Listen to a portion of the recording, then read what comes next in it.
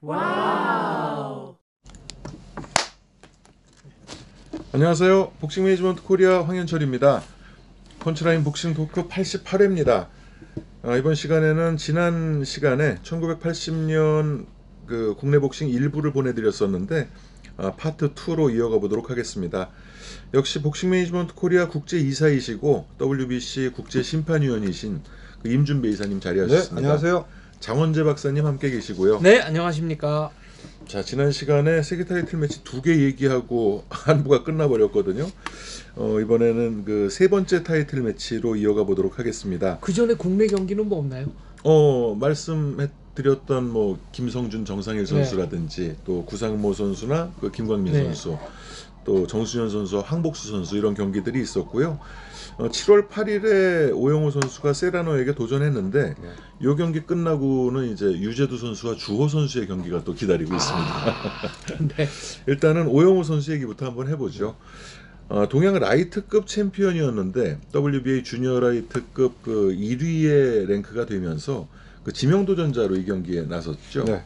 그래서 세라노 선수는 이미 우리나라 선수와는 이미 한번 붙었었죠.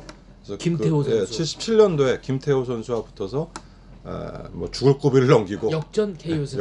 역전까지는 아니라도 하여간 한 두 번의 죽을 고비를 넘기고 그 KO로 이기면서 이제 그 방어전을 했고, 이제 오영호 선수와의 시합은 이제 6차 방어전이 되죠. 그렇습니다. 6차 방어전이 되는데 시합 전에 이제 우리나라 그 전문가들이나 팬들의 그 기대는 세라노 선수가 그 김태호 선수와의 시합에서 보여주듯이 내구력이 굉장히 약한 것 같고 뾰족한 턱이 그 치명적이다. 오영호 선수가 한 방만 맞히면 그 바로 뭐 그냥 너가웃 시킬 수 있다. 그 한 방을 노리자. 뭐 이런 작전과 예상으로 이제 시합에 임했죠. 그래서 장소는 뭐 김태호 선수와 그 했던 마찬가지로 그 페르토리코의 그 상황, 클레멘테 그 로베르토 클레멘테 스타디움. 여기가 이제 우리나라 선수에겐 죽음의 그 어떤 성지죠. 염동균 무덤입니다. 무덤. 예, 염동균 선수부터 해가지고 김태호 선수, 뭐 정수현 선수, 정순현 선수는 이제 후에 그렇죠. 했지만, 그래서 일전에도 한번 말씀드린 적이 있는데 이 당시에 이 로베르토 클레멘테 스타디움을 섰던 선수들의 얘기는 그 캔버스가 너무 푹신푹신했다. 그리고 이 당시에 아직까지 우리나라 칼라 TV가 도입이 안 됐죠.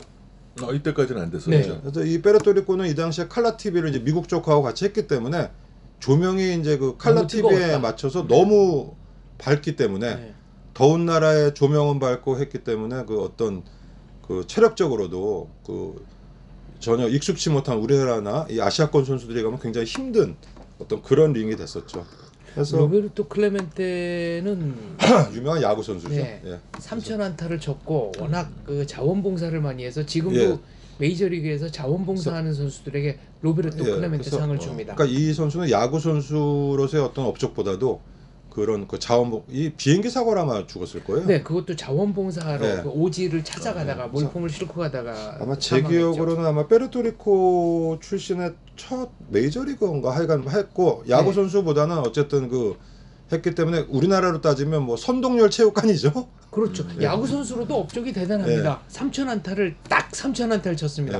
3,001개도 아니고 2,999개도 아니고 강정호 선수가 뛰었던 그 피츠버그 파이어리츠에서 활약을 했죠. 그러니까 뭐 우리나라 따지면 부산에서 쓰면 최동원 체육관 스타디움이고, 그렇죠. 광주에서 쓰면 선동열 스타디움 같은 뭐 그런 스타디움인데, 뭐 이 로베르토 크레멘테 스타디움은 우리나라 선수들과의 시합 말고도 그 당시에 그 70년대 중반 그 중남미 복싱의 한참 최전성기일 때 많은 그 아주 그 명승부가 벌어졌던 그런 고메즈 선수의 경기가 대부분 여기서 고메즈 선수의 시합도 그랬고, 이제 그 쿠에바스와 그 앙헬 에스파다와의 2차전이라든지 아주 그 굵직굵직한 명승부들이 많이 벌어졌던 그런 경기장이죠. 아무튼 뭐 이 시합은 예상대로 뭐 세라노의 그 치고 빠지는 아주 그 어떻게 보면 얄미운 그 아웃복싱에 어쩌면 하는 기대가 통하지 않는, 단 한 방도 터지지 않은 네, 좀 안타까운 경기였습니다. 그래서 이 시합은 우리나라에서 이제 TV 중계는 안 했고, 왜 안 했을까요? 이 당시. 승산이 없었기 때문이 아닐까. 근데 김태호 선수의 시합은 TV 중계를 했었거든요. 그렇죠. 근데 이 시합은 라디오 중계를 했습니다. 그래서 일전에 제가 말씀을 드렸는데 라디오 중계를 제가 들었는데 시합 끝나기 전까지 오영호 선수가 이기는 줄 알았어요. 라디오 중계로는 했기 때문에 그냥 관중 소리가 좀 나면 아나운서가 멘트를 안 하고 네. 막고 있다는 얘기겠죠. 어쩌다가 한번 비슷하게라도 들어가면 뭐 거의 레프트 강타 굉장한 그 펀치가 세라노한테 터지듯이 얘기를 해가지고 비틀거리는 세라노. 그 약간 이 왜곡됐죠. 예. 해서 그 끝나는 장면도 조용한 관중 소리가 막 나는데 네. 이제 아나운서가 다운입니다. 다운서 이게 갑자기 무슨 소리지 분명히 이기고 있었던 것 같은데 그랬고 그 눈이 찢어지죠 오영호 선수가. 네. 경기 초반에 찢어지고 7라운드에 한번 찬스가 있었던 것 같아서 큰 걸 하나 맞히는데 세라노가 그 이후에는 더 안 붙여주니까 아예 그냥 아웃복싱 나가고 오영호 선수는 아마 제가 뭐 시합을 갖다가 영상은 못 봤지만 크게 휘두르다가 그 쌍황의 더위와 그래서 체력이 아마 바닥에 난 게 아닐까. 그래서 그 9라운드에 2번 다운. 연타를 맞고 다운이 돼가지고 네. 일어났습니다. 일어났는데 일어나서 다시 다운이 됐어요. 다운이 되고 일어나는 거와 동시에 아마 공이 울렸을 거예요. 그래서 또 이 아나운서는 공이 울려서 살았다는 식으로 얘기를 했는데 이 당시 이제 루이스 술바란이라고 이 심판도 명심판이죠. 뭐 세르반테스라든지 우리나라도 여러 번 왔었죠.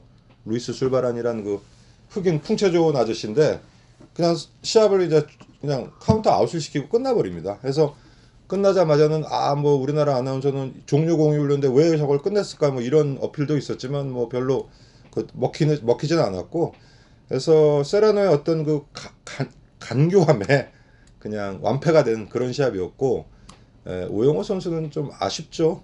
왜 주니어 라이트급으로 세계 랭킹이 이 당시에 들어갔을까요? 라이트급은 듀란이 그 통합 챔피언을 하고 있었고 어차피 그 매치가 안 됐을 거예요. 그렇다고 주니어 웰터로 올라가기는 파고들 무리고. 틈이 없었군요. 그래서 그나마 주니어 라이트도 이제 한쪽은 아르게오가 차지하고 있었기 네. 때문에 모든 뭐 일본도 마찬가지였습니다. 주니어 라이트는 전부 세라노가 타겟이었어요. 이 당시에는 아직 뭐 IBF나 WBO는 없었고 WBA냐 WBC냐는데 에스카레라도 만만치 않았는데 아마 이해 아르게오가 WBC 챔피언이 될 겁니다. 그렇죠. 78년. 그러니까 이제 아르게오 제쳐놓고 그래서 일본도 계속 이 세라노 쪽을 노크를 해요. 뭐 마루키 다카오라든지 아폴로 요시오라든지 뭐 계속 하다가 결국 일본은 성공을 했죠. 나중에 우에하라가 야스스네. 그래서 그러니까 주니어 라이트는 모든 타겟은 이 세라노에게 맞춰졌는데 아시아권에서는 아시아권뿐만 아니라 뭐 그 제3국 남아공이라든지 그 유망준다 세라노에게 맞춰졌는데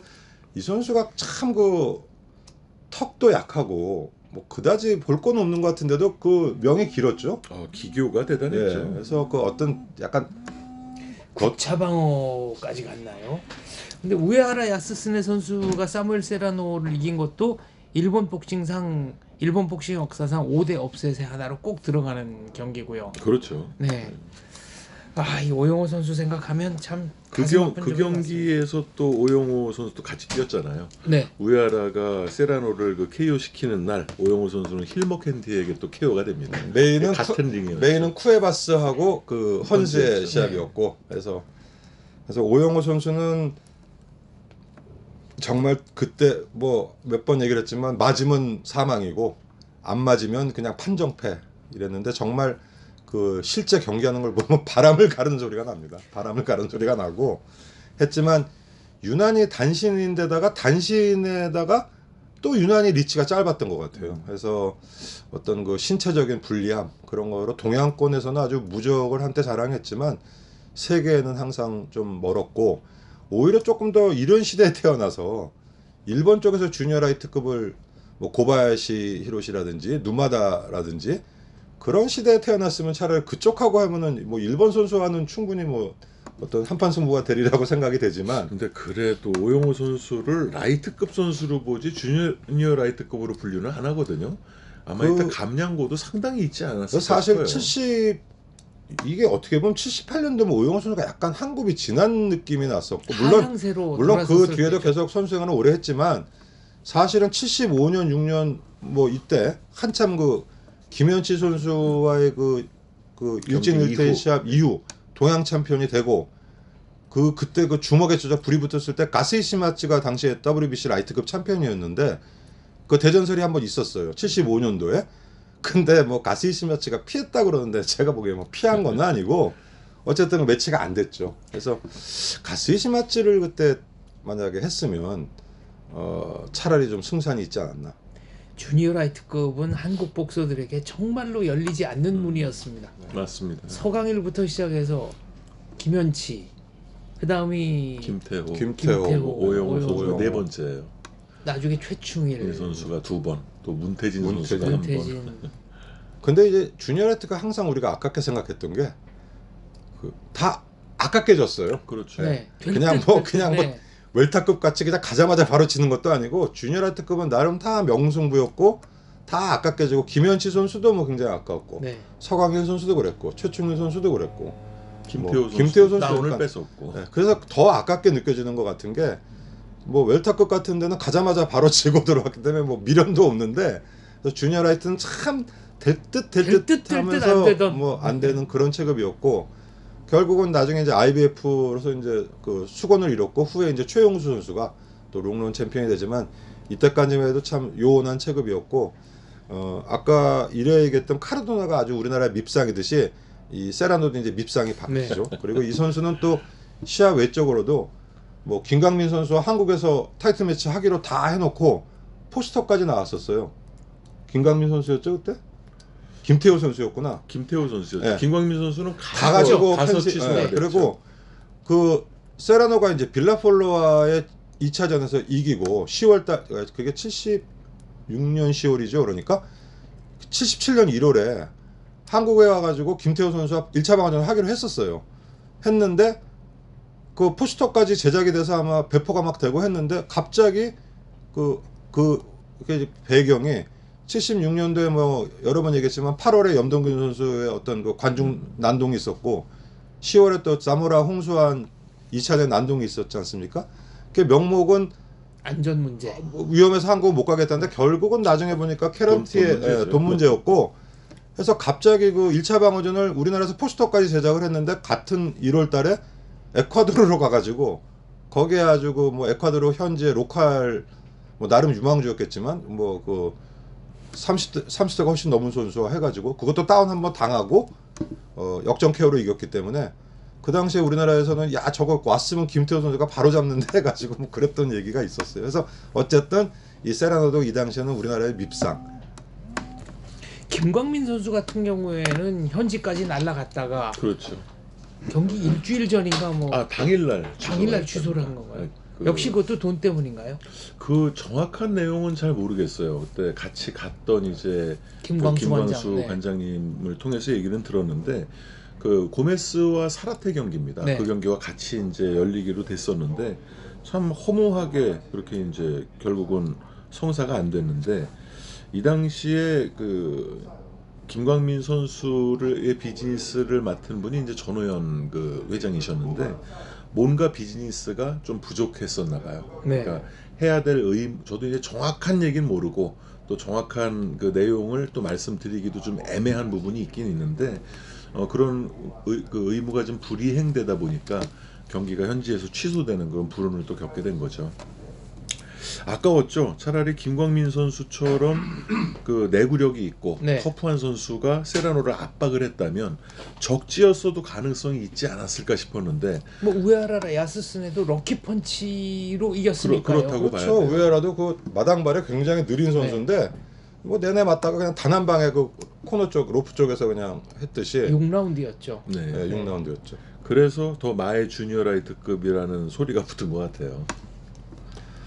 그래서 뭐 이렇게 해서 그 78년도에 그 상반기는 3번의 세계 타이틀 매치가 있었는데 타이틀 상실과 뭐 그 도전 2패가 있고 뭐 홍수환 선수가 한번 방어전을 했지만 이렇게 해서 이제 그 6월 7월까지는 이제 네, 홍수환 선수가 5월에 타이틀을 뺏기면서 이제 국내 복싱이 다시 무관이 됐고 그렇죠. 김성준 선수가 챔피언 될 때까지는 또 무관인 채로 지내게 되고요.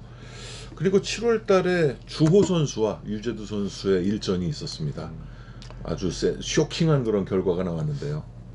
그러니까 뭐 일전에 말씀 계속 드리지만 주호 선수는 그냥 미스테리한 선수예요. 그래가지고 어떨 때 보면 과연 그 복싱의 그 당시에 어떤 그 마인드로 보면 이 프로복서로서의 그 마음이 있나? 뭐 이런 생각을 할 정도로 어떨 때 보면 굉장히 불성실한 면도 보이고 또 어떨 때 보면 정말 잘하는 복싱을 하고 그래서 좀 미스테리한 선수고. 그렇죠. 한 번은 지방 가다가 저 기차 타고 가다가 뭐 사라졌나? 중간에 내렸어요. 내려서 지방 시합을 가다가 뭐 그 당시에 체중도 너무 오버가 돼서 괴로워서 내렸다 그러는데 뭐 펑크가 났죠. 그래서 글쎄 그 당시에는 어떤 도덕적인 거나 남녀 간에 뭐 이런 것도 그렇지만 어떤 그 도덕적인 거에 대해서는 굉장히 비난의 화살이 많았기 때문에 공적인 약속을 어기는 예. 것에 대한 비난이 있었죠. 예, 그렇기 때문에 상당히 뭐 그 비난을 많이 받았는데 유재도 선수와의 시합도 사실 이 매치가 어떻게 되다 이렇게 갑자기 됐는지 모르겠어요. 이것도 이렇게 뭐 계획된 게 아니다가 워낙 갑자기 매치가 됐고 이때는 글쎄 주호 선수가 잘했다기보다는 유재도 선수가 굉장히 무기력한 시합을 했죠. 좀 얕봤던 거 아니었을까요? 그러니까 얕보기도 하고 일단 사실 주호 선수는 본래 미들급이라고 하긴 좀 그렇거든요. 주니어 미들이고 그러니까 얕봤다기 뭐 얕봤기 때문에 그렇지만 하여간 유재도 선수의 뭐 몸이 굉장히 무겁고 뭐 평소 같지 않고 뭐 일단 뭐 유재도 선수도 이 당시면 전성기는 좀 지난 느낌이지만 뭐 주호 선수한테 그런 패배를 당하리라고 또 예상을 못했던 그런 시합이었죠. 주호 선수 측 얘기는 조금 다릅니다. 주호 선수가 지금 말씀하신 것처럼 이제 경기 하다가 막 기차 타고 가다 없어지기도 하고 그래서 이 매니저가 그건 그 후예요. 그건 유재도 선수와의 경기 후입니다. 네. 그럼 그 전에도 어디 중간에 내려서 매니저가 저 플랫폼에 있는 거를 붙잡아 온 적도 있고 뭐 그랬다고 그랬거든요. 하여간 그 데뷔 초부터 복싱에 아주 전념하는 그런 성실한 느낌의 이미지는 아니었어요. 그러니까 그런데 약간 이제 유재도 선수와 매치업이 된 다음에 너무 겁먹지 마라. 네가 충분히 승산이 있다. 그랬더니 이제 주호 선수가 내가 이기면은 뭐 제가 이기면 뭐 해주실 건가요? 그랬더니 롤렉스 시계 사줄게.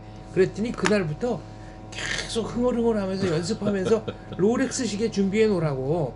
그만큼 본인이 느낄 때 컨디션이 최고 절정이었답니다.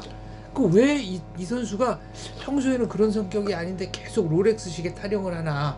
결국 경기 끝나고 롤렉스 시계 사줬다 그러던데요. 그러면 그러니까 본인은 이겼다고 전부 이긴다고 생각했다는 거예요. 뭐 그럼 천재과네. 그 어떤 그 그런가요? 모티브가 있으면은 전념을 하면은 뭐 그 무적이 되는 천재과 복서네 그러면. 근데 세계 타이틀 매치에서 뭐 이따가 얘기하겠습니다만 그 부지는 또 설명이 안 되지 않습니까?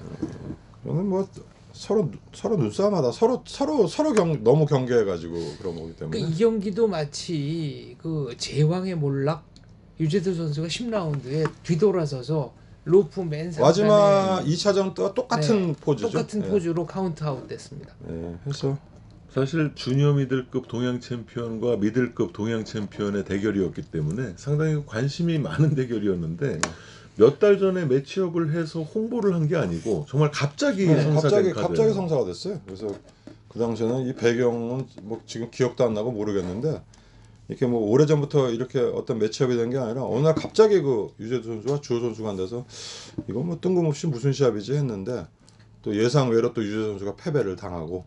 이게 혹시 구토 마사시와의 도전권을 놓고 벌인 그거는 이제 일전 어떤 명패로 했죠. 그러니까 명패로는 뭐 이기면 구토 마사시와의 도전을 시켜줬는데 이게 주호 유재도 이게 언제였죠? 7월 26일. 그러면 아직 구토가 세계 챔피언 되기 전이네요. 전이니까 구토가 8월달에 에디 가조를 이기기 때문에 그것도 아니고 뭐 아니면 에디 가조 뭐 그랬을 수도 에디 있고요. 가조와 임재근전이 워낙 이제 그리고 뭐 그 당시에 주니아미들은 이제 또 에디 가조가 구멍이었으니까 뭐 1번이고 누구거나 하여간 전부 에디 가조를 노리고 있었으니까 뭐 그랬던 때고 그것도 또 일본은 성공을 했네. 그렇죠. 시바다 겐친이 뭐 계속 도전을 시키다가 또 성공을 했네요. 나름.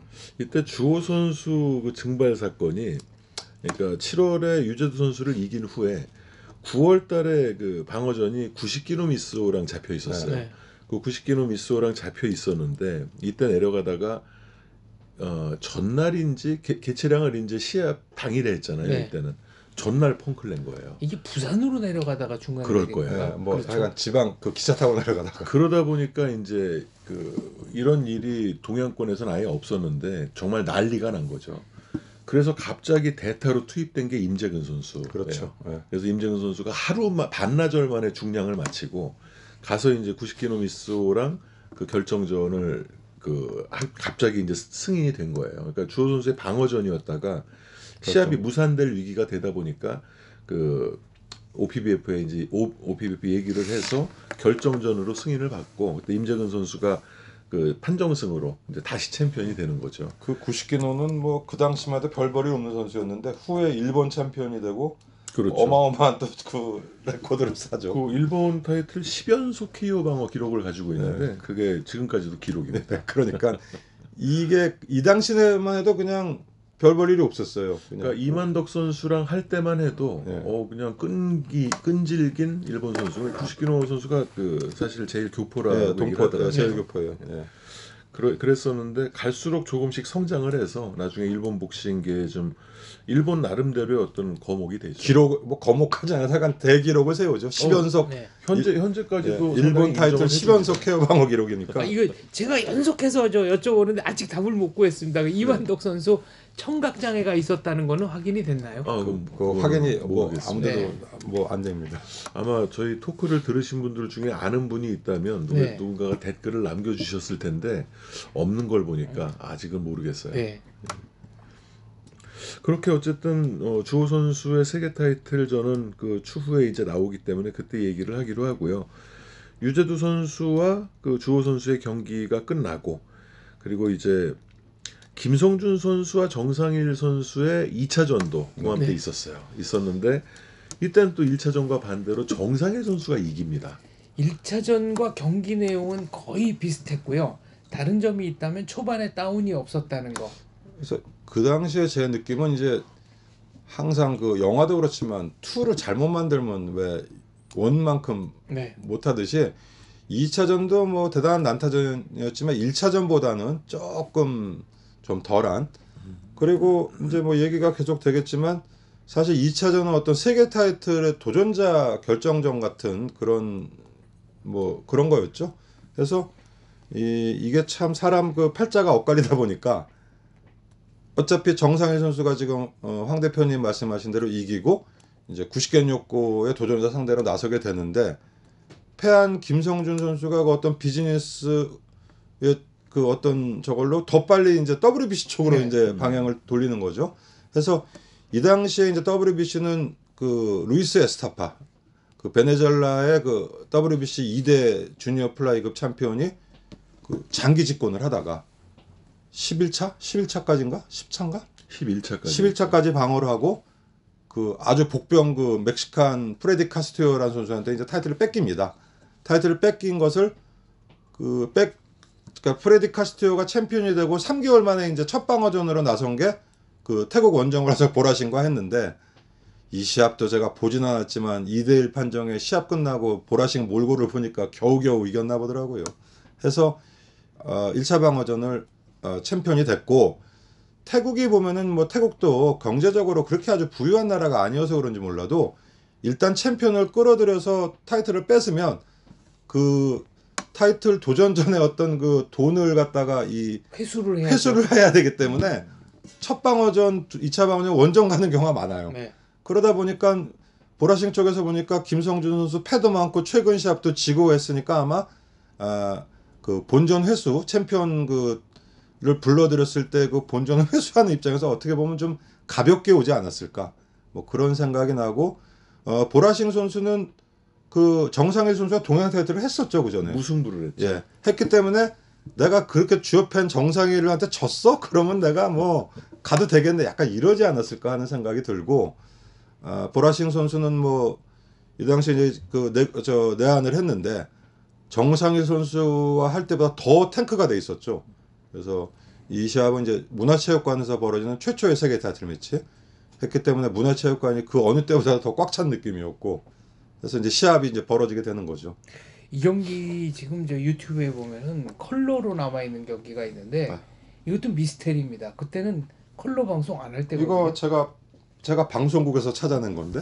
이게 이제 왜 그런 현상이 나타났냐면, 그러니까 그 전국의 TV로 송수신되는 것은 흑백으로 나오는데 기계 장비는 이미 컬러로 촬영을 하고 있을 때 방송은 하고 있었기 때문에 이런 일이 많아요. 그래서 그 가끔 그 동네에 그 우리 동네에도 자기 아버지가 미군인 네. 그 미팔군이 있었는데 남들 흑백 나오는 거로 걔네 집 가면 칼라가 나오는 AFK에는 네, 칼라가 AFK는 칼라로 나오더라고요. 그래서 네.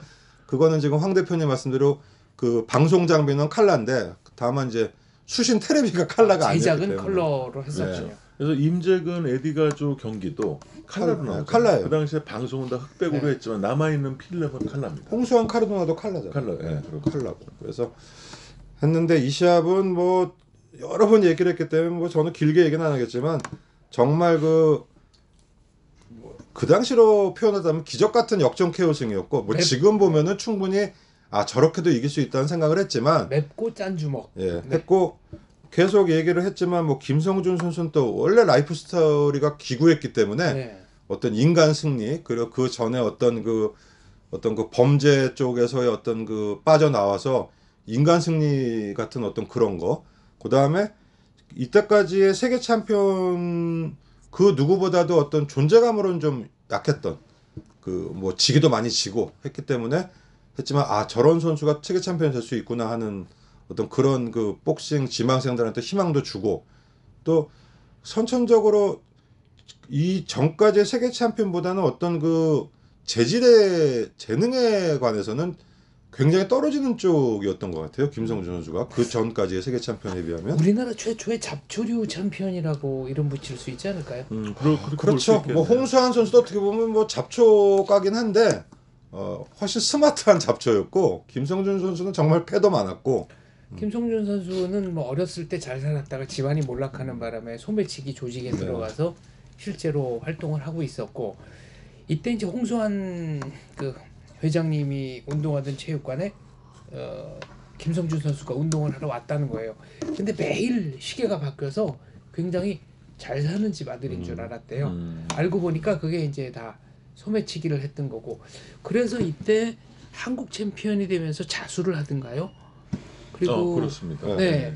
그리고 김진세 검사님 검사. 네. 그분이 이제 후원도 해주시고 보증도 서주셔서 경기를 계속 할 수 있어요. 그러니까 자수를 한 게 아니고 그 범죄 조직에서 손을 띄었는데 네.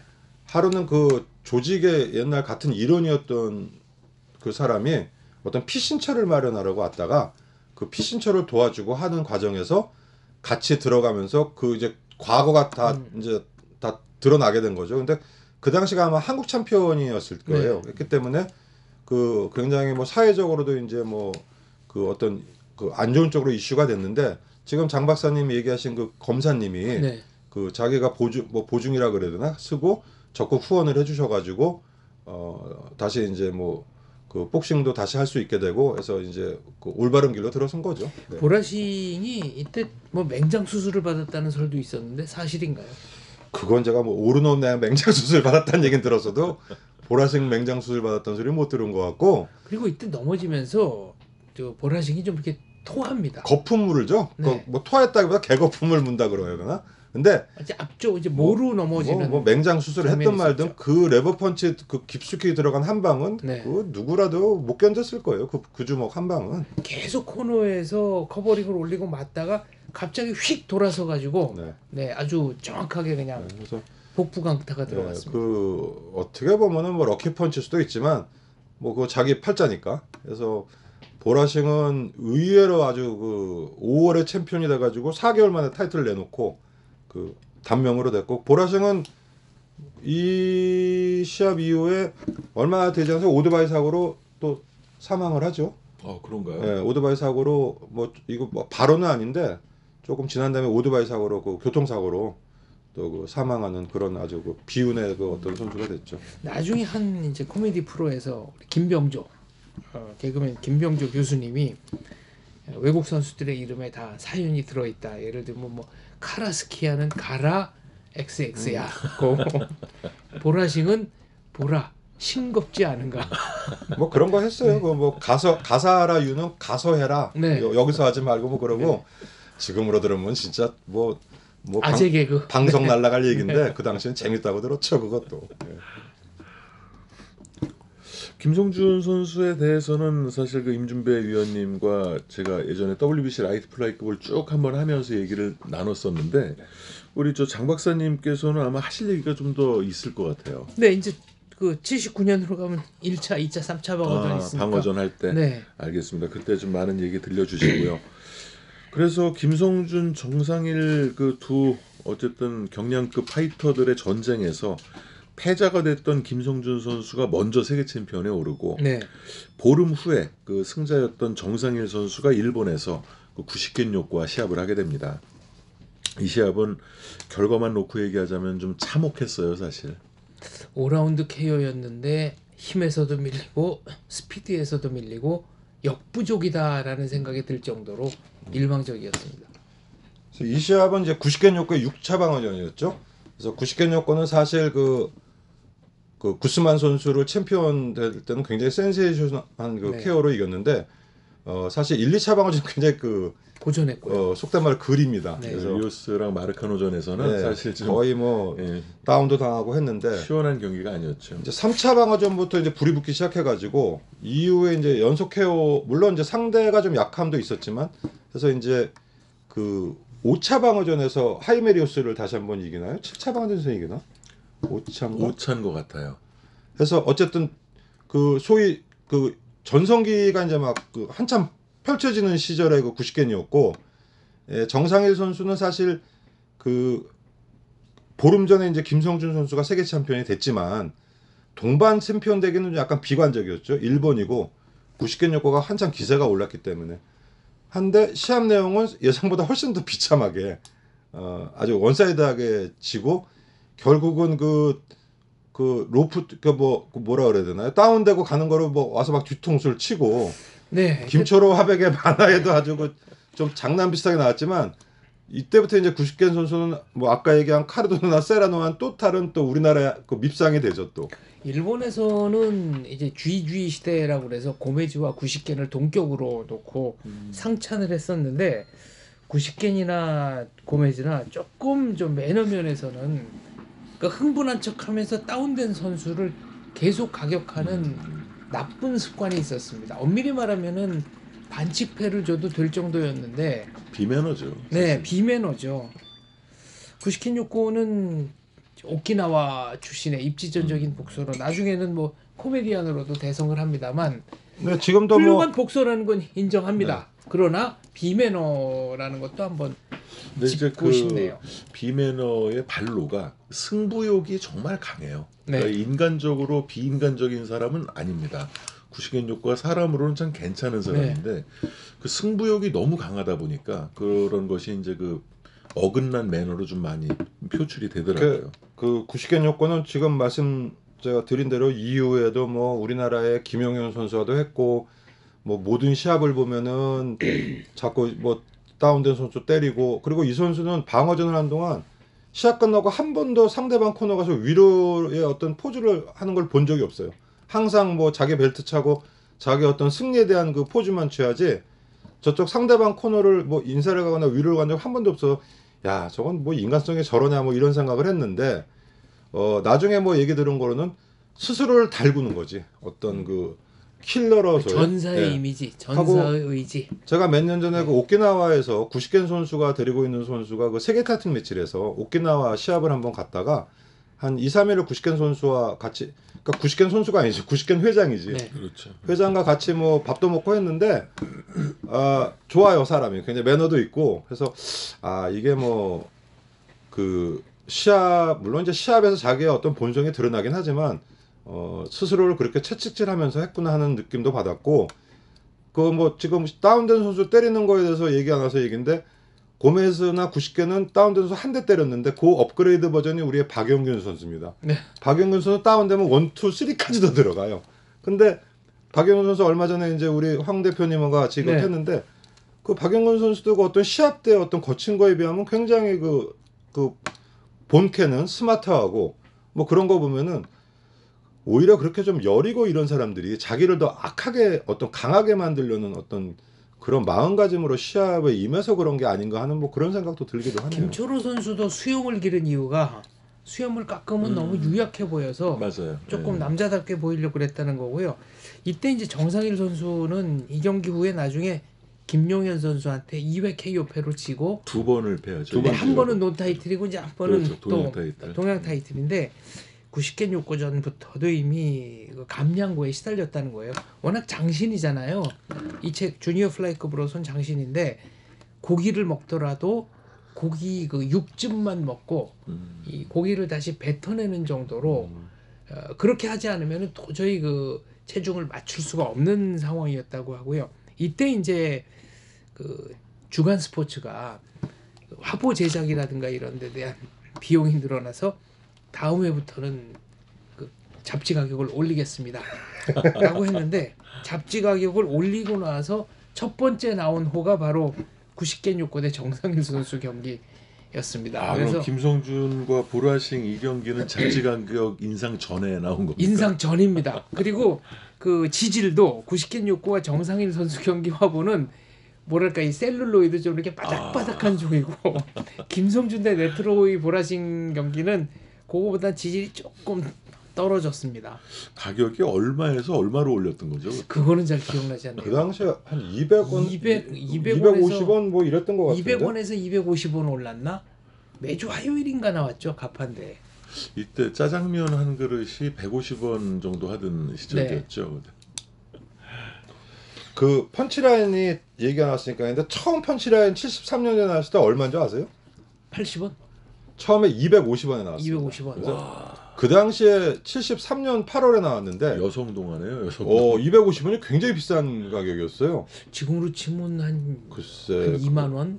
그 정도. 뭐 어쨌든 그래서 뭐 나름 칼라판도 있고 했는데 50년 전인데요. 그러다가 350원, 400원까지 올립니다. 네. 굉장히 두껍게 나오면서 그러다가 75년도에 여러 사람들이 많이 볼 수 있게 한다 그러면서 굉장히 얇아지면서 염가 대봉사 80원으로 이제 아주 파격적으로 내는데 우리 같은 사람이 보기에는 차라리 250원일 때가 좋았죠. 80원일 때는 이제 좀 줄어들고 아주 내용도 줄고 종이도 안 좋고 뭐 사진도 그렇고 해가지고 그 80원, 90원으로 오랫동안 가다가 120원, 150원 이제 그때부터 이제 순차적으로 올라서 결국 폐가 날 때는 얼마쯤 했나? 한 1,500원? 1,500원쯤 했나?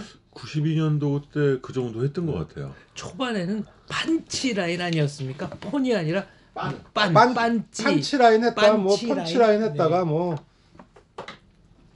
맨 처음에 중간에 그랬고 스포츠 라인으로도 한번 예, 스포츠 라인으로 좀 그래서 해가지고 다른 그것도 있었어요. 느닷없이 뭐 여성 보디빌더가 표지로 나온 적도 있고 그래요. 92년 9월호가 2,000원이네요.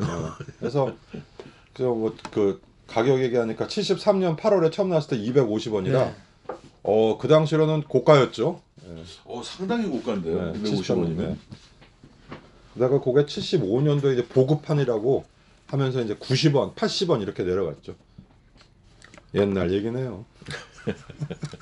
이 펀치라인을 살려고 여기저기 가판대 뒤지면서 돌아다니셨던 복싱 팬들 아마 많으실 거예요. 네. 저는 그때 펀치라인 어쩌다가 못 사면은 펀치라인 본사 가서 사고 그랬어요. 그래서 처음에 펀치라인을 인현동에 있었죠. 그건 나중이고 네. 처음에 이제 그건 도정은 편집장 있을 때고 그 처음에 이제 그분 그 처음 창설했을 때는 서대문에 지금도 가면 그 종군당 본사 있습니다.